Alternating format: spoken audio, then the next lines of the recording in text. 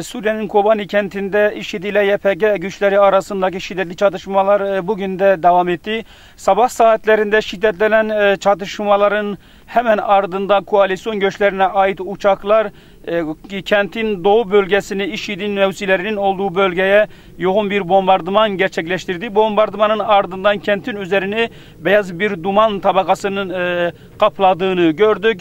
Şu anda çatışmalarda biraz sakinleşme görülse de kentin birçok bölgesinde ara ara sokak çatışmalarının seslerini duymak mümkün.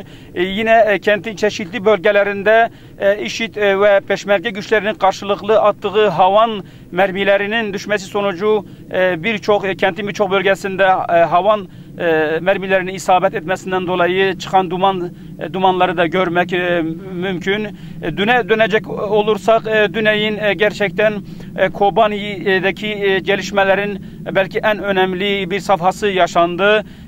Dün sabah saatlerinde IŞİD'in çok ağır silahlarla özellikle almaya çalıştığı Mürşit Pınar sınır kapısına yoğun bir saldırı düzenlediği ve kapıyı ele geçirdiği gibi iddialar gündeme gelmişti.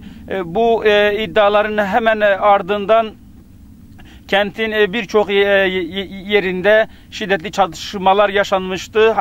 Suruç ilçesine çok sayıda ambulanslarla yaralılar getirilmişti ve Şanlıurfa Valiliği basında çıkan bu haberlerin doğru yansıtmadığını, Mürşit Pınar sınır kapısının IŞİD'in eline geçmediğini, fakat IŞİD'in oraya ağır bir bombardıman, yoğun bir saldırı, ağır silahlara saldırı gerçekleştirdiğini, ağır bir hasar verdiğini ama IŞİD'in eline kapının herhangi bir geçişin olmadığını bize açıklamalarda bulundu.